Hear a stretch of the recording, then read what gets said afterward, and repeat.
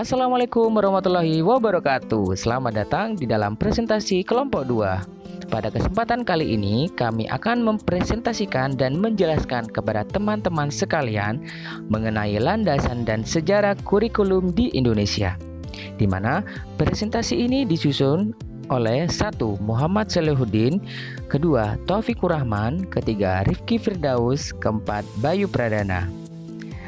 Sebelum kita memulai presentasi ini, alangkah baiknya kami memohon maaf jika dalam video kali ini terdapat beberapa kekurangan dalam penyampaian dan pemaparan materi yang kurang begitu jelas. Semoga kalian bisa menikmati and enjoy this video. Di sini saya akan menjelaskan tentang kurikulum. Kurikulum adalah menurut Undang-Undang Nomor 20 Tahun 2003 tentang Sistem Pendidikan Nasional. Kurikulum adalah seperangkat rencana dan pengaturan mengenai tujuan, isi, dan bahan pelajaran, serta yang digunakan sebagai pedoman penyelenggara kegiatan pembelajaran untuk mencapai tujuan pendidikan tertentu. Dalam kurung Bab 1 Pasal 1 Ayat 19. Selanjutnya, saya akan menjelaskan tentang landasan kurikulum. Ada 4 poin di sini. Yang pertama, landasan filosofis. Yang kedua, landasan psikologis. Yang ketiga, landasan sosial budaya. Dan yang keempat, landasan perkembangan ilmu dan teknologi. Apa itu landasan filosofis? Landasan filosofis dalam pengembangan kurikulum ialah pentingnya rumusan yang didapatkan dari hasil berpikir secara mendalam, analisis, logis, sistematis dalam merencanakan, melaksanakan, membina, dan mengembangkan kurikulum, baik dalam bentuk kurikulum sebagai rencana tertulis, terlebih kurikulum dalam bentuk pelaksanaan di sekolah. Selanjutnya, landasan psikologis. Penerapan landasan psikologis dalam pengembangan kurikulum tiada lain agar upaya pendidikan yang dilakukan dapat menyesuaikan dari segi materi atau bahan yang harus disampaikan, penyesuaian dari segi proses penyampaian atau pembelajarannya, dan penyesuaian dari unsur-unsur upaya pendidikan lainnya. Ada 2 landasan psikologis dalam pengembangan kurikulum, antara lain psikologi belajar, psikologi perkembangan. Landasan sosial dan budaya. Penyusunan kurikulum hendaknya senantiasa mencerminkan kebutuhan masyarakat, di mana salah satu ciri dari masyarakat adalah senantiasa berkembang dan mengalami perubahan, sehingga kurikulum dalam pendidikan pun senantiasa mengalami perkembangan. Faktor sosial budaya sangat penting dalam penyusunan kurikulum, karena kurikulum merupakan alat untuk merealisasikan sistem pendidikan sebagai salah satu dimensi dari kebudayaan. Landasan ilmu pengetahuan dan teknologi. Kemajuan dalam ilmu pengetahuan dan teknologi dewasa ini sangat pesat. Apabila tidak mampu mengikuti laju perkembangan dan teknologi, maka seseorang dianggap ketinggalan zaman. Mengapa harus ada landasan ilmu pengetahuan dan teknologi? Untuk mengantisipasi perkembangan ilmu pengetahuan dan teknologi, sehingga mampu memberi bekal bagi peserta didik untuk menyongsong masa depan. Baik, di sini saya akan menjelaskan tentang sejarah perkembangan kurikulum di Indonesia, yang mana pada sejarah perkembangan kurikulum di Indonesia ini ada 10 tahap pembagian kurikulum. Yang pertama adalah kurikulum pada tahun 1947 yang dinamakan dengan Rencana Pelajaran 1947, di mana pada kurikulum ini terdapat poin-poin atau ciri-ciri sebagai berikut. Yang pertama, lahir pada kemerdekaan, memakai istilah dalam bahasa Belanda leerplan, yang artinya rencana pelajaran. Yang kedua, bersifat politis dari orientasi Belanda ke kepentingan nasional. Yang ketiga, asas pendidikan ditetapkan Pancasila. Yang keempat, mengutamakan pendidikan watak, kesadaran bernegara, dan bermasyarakat. Yang kelima, sebagai pengganti sistem pendidikan kolonial Belanda. Jadi, pada kurikulum ini berusaha untuk mengganti pendidikan yang sudah ditanamkan pada masa kolonial Belanda terdahulu. Jadi, di sini tidak menekankan pada pendidikan pikiran, yang diutamakan adalah pendidikan watak, kesadaran bernegara dan bermasyarakat, materi pelajaran dengan kejadian sehari-hari, dan memperhatikan terhadap kesenian dan pendidikan jasmani.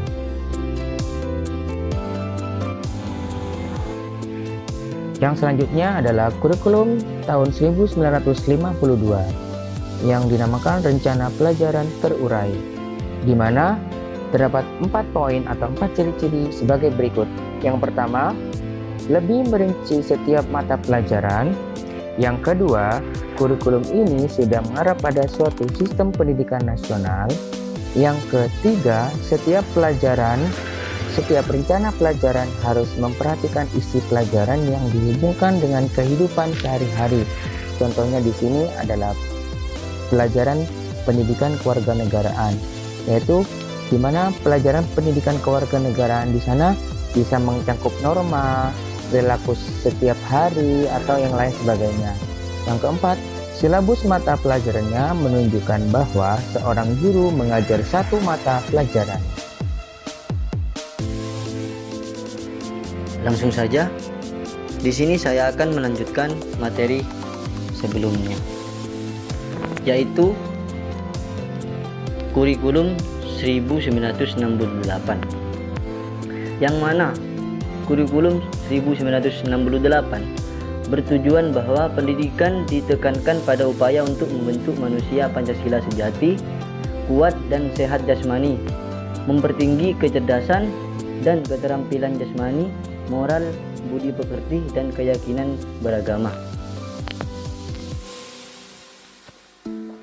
Dalam kurikulum 1968 memiliki perubahan struktur kurikulum pendidikan dari Pancawardhana menjadi pembinaan jiwa Pancasila, pengetahuan dasar, dan kecakapan khusus. Selanjutnya tentang kurikulum 1975, yang mana kurikulum ini menekankan pada tujuan agar pendidikan lebih efektif dan efisien. Dalam latar belakang lahirnya kurikulum ini adalah pengaruh konsep di bidang manajemen, yaitu MBO, dalam kurung Management by Objective. Kurikulum ini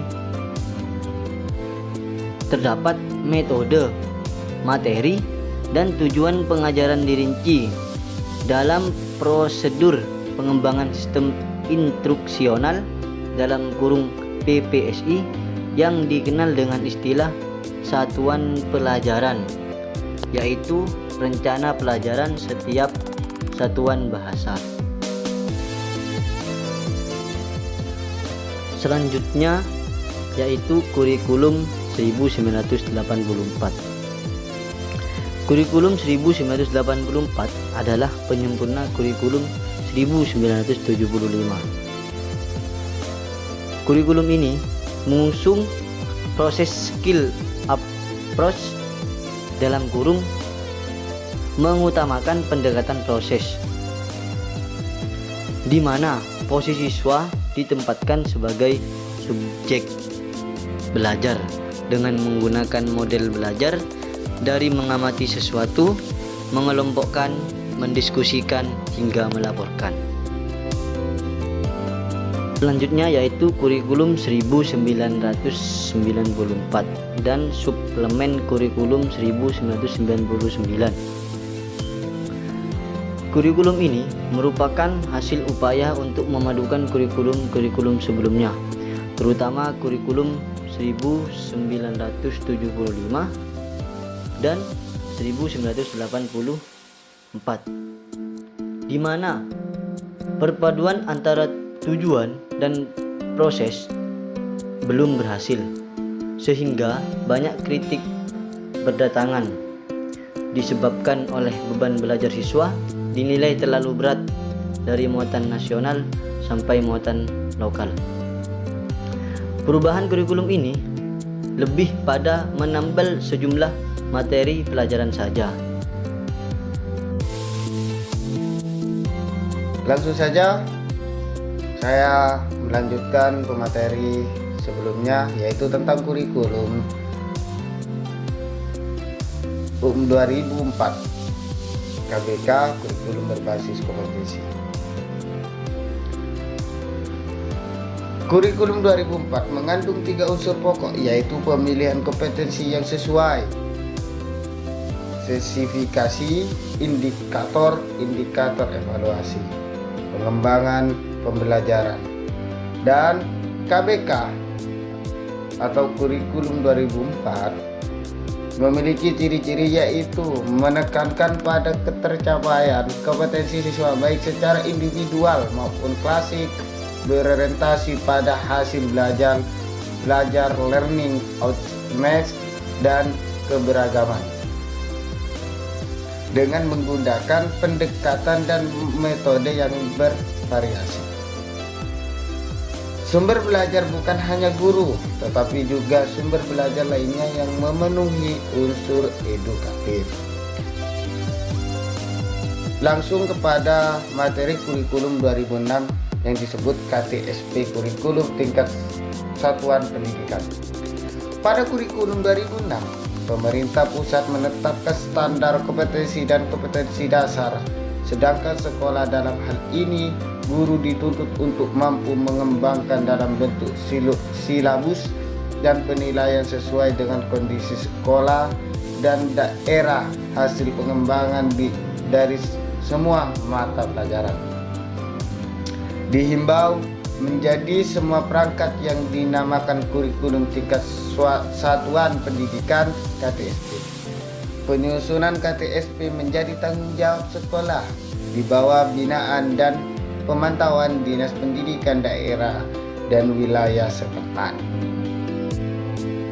Itu selanjutnya kurikulum 2013. Kurikulum 2013 berbasis kompetensi, memfokuskan pada pemerolehan kompetensi-kompetensi tertentu oleh peserta didik.